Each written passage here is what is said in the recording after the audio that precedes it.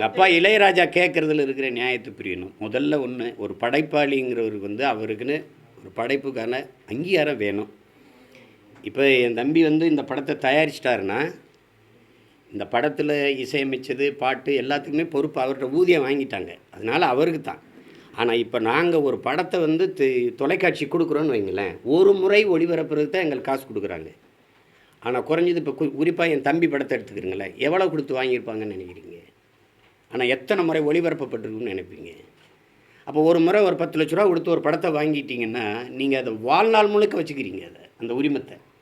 அப்போ அந்த ஒவ்வொரு முறையும் முன்னாடியெல்லாம் வானொலியில் ஒரு பாட்டு வந்துச்சுன்னா, அந்த ஒரு தடவை ஒளிபரப்புனா அதுக்கான ஒரு ராயல்ட்டின்னு ஒன்று கொடுப்பாங்க.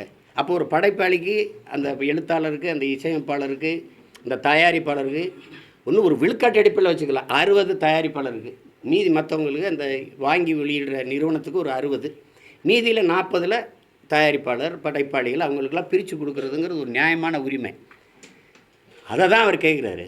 அதை நம்ம புரிந்து கொள்கிற விதத்தில் எல்லோரும் தவறு பண்ணிவிட்டு, அப்பா இளையராஜா வந்து கவிஞர்களுக்கு கொடுக்காதீங்க, பாடகர்களுக்கு கொடுக்காதீங்கன்னு சொல்ல, எனக்கு அதில் உரிமை இருக்குது, எனக்கு உரியதை கொடுங்கன்னு கேட்குறாரு. அதுதான் அவர் சரிதானே? அது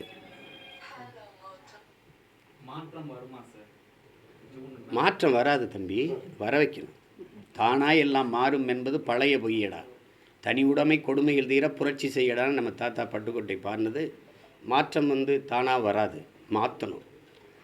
காந்தி சொல்கிறார்ல, உலகத்தை எப்படிப்பட்ட மாற்றத்தை ஏற்படுத்தி நீ நினைக்கிறியோ அந்த மாற்றத்தை உன்னிலிருந்து தொடங்குன்னு. நான் என்னிலிருந்து தொடங்குகிறேன், நீங்கள் உங்களிலிருந்து தொடங்குங்க, மண்ணிலிருந்து தானாக தொடங்கும். ஒரு சில மக்கள் வந்து ஹீரோக்களால் தான் மாற்றம் வரும், அந்த ஹீரோ பேரை சொல்லலை, காமனாக சொல்கிறாங்க. நாங்கள் மக்கள்கிட்ட கருத்து கணிப்பு கேட்கும் போது அவர் சொன்னக்கூடிய மீனிங் என்னன்னா, இந்த ஹீரோ நான் சூப்பராக பண்ணுவாருன்னு நினச்சிட்டு இருக்கேன். அப்போனா வந்து அரசியல்வாதிகள் இது பண்ண மாட்டாங்களா? ஹீரோவை நம்பிதான் வந்து தமிழ்நாடே இயங்கிட்டு இருக்கான் அப்படின்னு ஒரு கேள்வி வருது. அது மற்ற மாநிலங்கள் இல்லாத ஒரு அளவு கடந்த திரைக்கவர்ச்சி நமக்கு திணிக்கப்பட்டிருக்கு. உங்களுக்கு புரியுதுன்னு நினைக்கிறேன். அளவு கடந்த திரைக்கவர்ச்சி நமக்கிட்ட இருக்குது. இப்போ அருகில் இருக்குது கேரளா, அங்கேயே அரசியல் இருக்குது. மேற்கு வங்கத்தில் இருக்குது, எல்லா மாநிலங்கள்லேயும் இருக்குது. இங்கே கூடுதலாக இருக்குது. இப்போ அந்த ஹீரோ மேலே மக்கள் வைக்கிற நம்பிக்கையை அவர் அப்படி காப்பாற்றிட்டார்னா ரியல் ஹீரோவாக இருந்தவர் ரியல் ஹீரோவாகிட போகிறாரு. ஆனால் எங்களுக்கெல்லாம் ஒரு ரியல் ஹீரோ இன்னும் இருக்கிறாருன்னா எங்கள் ஐயா நல்லக்கண்ண அவர்கள். இந்த இடத்துல முன்ன ஒரு 10 ஆண்டுகளுக்கு முன்ன வரைக்கும் சொல்லப்பட்டுக்கிட்டு இருந்தது, ஹீரோக்கள் வந்து மாற்றத்தை ஏற்படுத்துவாங்கன்னு. நம்மளும் கூட அதில் நம்பிக்கைக்குரிய ஒரு ஆளாக தான் இருந்தோம். ஆனால் கடந்த 10 ஆண்டுகளில் தமிழகத்தில் வந்து தமிழ் தேசிய அரசியலை கொண்டு வந்து எல்லோருக்கும் தமிழ் தேசிய அரசியல் பற்றிய புரிதலையும், மண்ணையும் மலையையும் மரத்தையும் விலங்குகளையும் குருவிகளையும் காக்கை குருவிகளையும் பற்றி பேசி ஒரு மாற்றத்தை கொண்டு வந்தது அவர் தான். அப்போ அவர் ஹீரோவா? அவர் ஒற்றை மனிதனாக தான் கிட்டத்தட்ட 30 லட்சம் வாக்குகளை பெற்று கொண்டு வந்து மாற்றத்தை ஏற்படுத்தியிருக்கார். அந்த 30 லட்சம் வந்து அதிகாரத்தை பிடிக்கிற வாக்குகளாக இன்னும் மாறலையே தவிர அவர் மாற்றத்தை தொடங்கிட்டார் 10 வருஷத்துக்கு முன்னாடியே. ஸோ களத்தில் இனி போகிற காலகட்டத்தில் அவர் சொல்கிற மாற்றம் வருமா, ஹீரோக்கள் சொல்கிற மாற்றம் வருமானதை பொறுத்து தானே பார்க்க முடியும். யார் கடைசி வரைக்கும் மக்கள் பக்கத்தில் நிற்கிறாங்கன்றதை வச்சு தானே முடிவெடுக்க முடியும். என் தம்பி சொல்கிறதுல இருக்கிறத நீங்கள் ஆழ்ந்து கவனிக்கணும். தனி மனிதனில் இல்லை மாற்று, முன்வைக்கிற தத்துவத்தில் தான் மாற்று. நீங்கள் எப்பவும் தனி மனிதனை தலைமை இருக்கக்கூடாது. நான் இருப்பேன், போயிடுவேன். ஆனால் நான் முன் வச்ச தத்துவத்தை தான் நீங்கள் தலைமை இருக்கணும். ஏன்னா அது அப்படியே இருக்கும், அது அப்படியே தான் இருக்கும். அப்போ அதை தான் நீங்கள் பார்க்கணும். அவர் என்ன கோட்பாட்டை சொல்கிறாரு, பேசுகிறது அமீர், ஆதம் பாவா, சீமான்னு ஏன் பார்க்குறீங்க? நாங்கள் என்ன கருத்தை எடுத்து வைக்கிறோம்னு பாருங்கள். அதை பாருங்கள். அந்த கருத்து ஆக சிறந்ததாக இருக்குன்னா ஏற்கிறதா எதிர்க்கிறதாங்கிறது அப்புறம் விவாதிங்க. அதுதான் சரியாக இருக்கும். நடிகர் லாரன்ஸ் அவர்கள் இப்போ மாற்றம்ங்கிற ஒரு அமைப்பை தொடங்கியிருக்காங்க. அது ஒரு அரசியலான வாழ்த்துக்கள் படியாக இருக்கலாமா? இல்லை தம்பி அவர் ஆமாம், அதுக்கு இல்லை அது ஒரு வார்த்தையில் இருக்கிற மாற்றம் நாளைக்கு வந்து வாழ்க்கையில் வரும், அது வரலாறாக மாறும். தம்பி லாரன்ஸு செய்யும் போது அவர்கிட்ட ஒரு ஈடுபாடு இருக்குது, சமூக அக்கறை இருக்குது. அதுக்கு நான் எப்போவுமே அவருக்கு வாழ்த்துவேன். மாற்றத்தை தம்பி நிகழ்த்துவதற்கு நாங்கள்லாம் அவருக்கு உறுதுணையாக இருப்போம். அவர் நிறைய செய்கிறாரு, நீங்கள் கவனிப்பீங்கன்னு நினைக்கிறேன். அவர் நிறைய செய்கிறாரு. அப்போ அதை வந்து செய்யும்போது மாற்றம்ங்கிறது இங்கே வெறும் சொல்லல்ல, செயல்னு நாங்கள் திரும்ப திரும்ப சொல்லிகிட்டு இருக்கிறது காரணம் அதுதான். அந்த தம்பி தொடங்கின மாதிரி நீங்களும் உங்களுக்குள்ளே அந்த சிந்தனை வரணும், அவருக்குள்ளே வரணும், அவருக்குள்ளே வரணும்.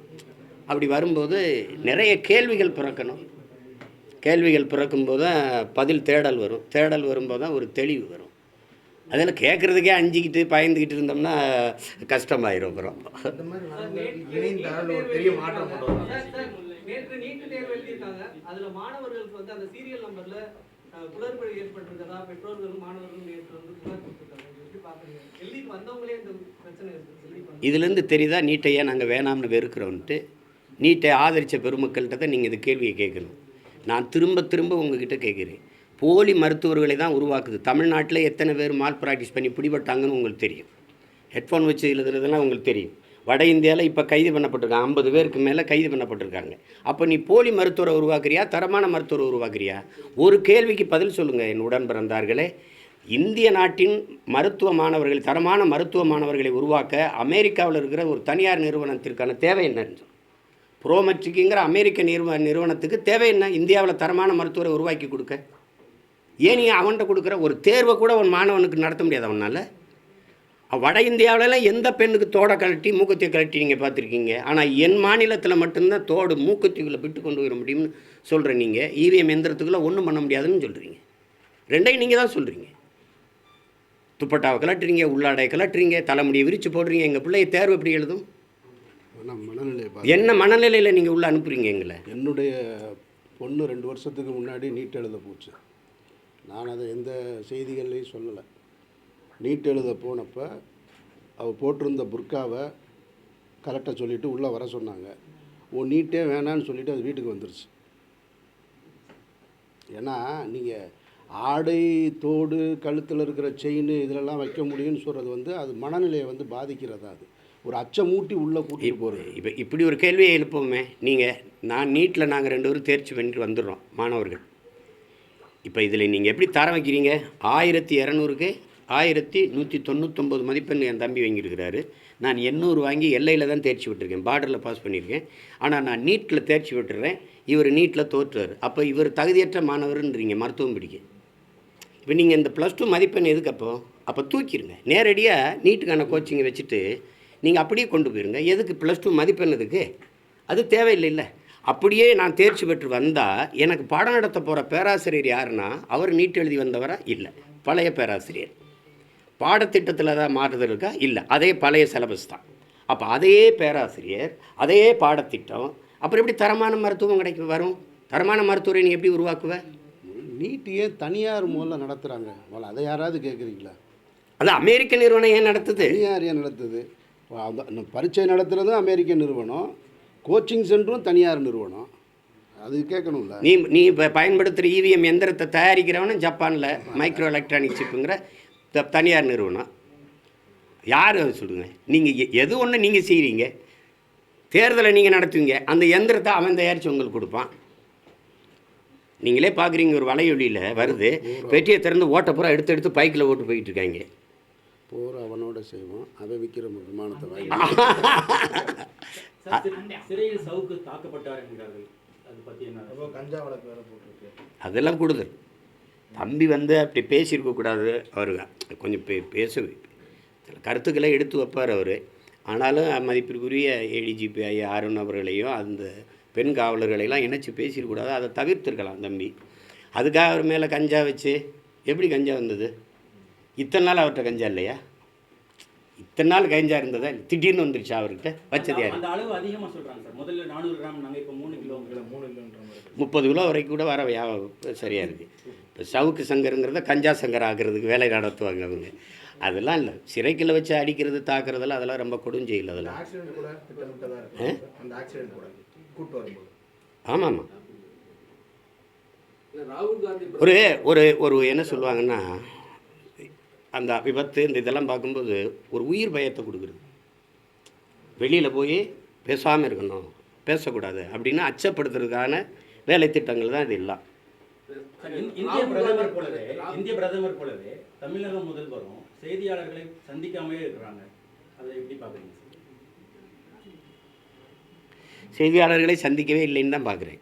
வேறு எதுவும் நீங்கள் என்ன கேள்வி, நீங்கள் இவ்வளோ கேள்வி கேட்குறீங்க, நாங்கள் பதில் சொல்கிறோம்ல. நீங்கள் எழுப்புகிற கேள்விக்கு பதில் ஏதாவது இருக்குமா? அப்புறம் எப்படி சந்திப்பாங்க? 10 ஆண்டு கால ஆட்சியில் ஒரு சாதனையை கூட சொல்லி, ஒத்த சாதனையை சொல்லி ஓட்டு கேட்க முடியாத பிரதமர் எப்படி பிரஸை மீட் பண்ணுவார்? எப்படி மீட் பண்ணுவார் சொல்லுங்கள்? பணம் செல்லாதுன்னு நீங்கள் அதுக்கு நீங்கள் சொன்ன காரணங்களில் ஏதாவது ஒன்று நடந்திருக்கா? பயங்கரவாதம் ஒழிஞ்சிருச்சு நீங்கள், அப்புறம் அதுக்கு என்ஐஏ ரைடு விட்றீங்க. கருப்பு பணம் ஒழிஞ்சிருவீங்க, அதுக்கப்புறம் இன்கம் டேக்ஸ் ரைடு, இடி ரைடெலாம் ஏன் வருது? ஏன் வருது? இப்போ எல்லாமே ஃபால்ஸ் கோப்பு, எல்லாமே போய் பிளாக் மணி. நீங்களே 6250 கோடி நீங்கள் எல்லாம் எங்கெங்கே ஈடி ரைடு விட்டீங்களோ அந்த நிறுவனத்திட்டெல்லாம் காசு வாங்கியிருக்கீங்க. அப்புறம் ராகுல் காந்தி பிரதமர் இருக்கிறாங்க மாதிரி பிரதமர் மோடி குற்றச்சாட்டு வைக்கிறார். அதே மாதிரி பிரச்சாரத்தில் பிரதமர் மோடியோடைய பேச்சை நீங்கள் எப்படி பார்க்குறீங்க? நான் கேட்குறதே இல்லை, எனக்கு புரியறதும் இல்லை. அது ஒரு தடவை புரிஞ்சுது, வரப்போயாரா நீர் ஒயாரா அப்படின்னா அதோட முடிச்சுட்டேன் நான். எனக்கு என்ன புரியும் அவர் பேசுகிறதுல? சொல்லி எப்படி பார்க்குறீங்க? நன்றி.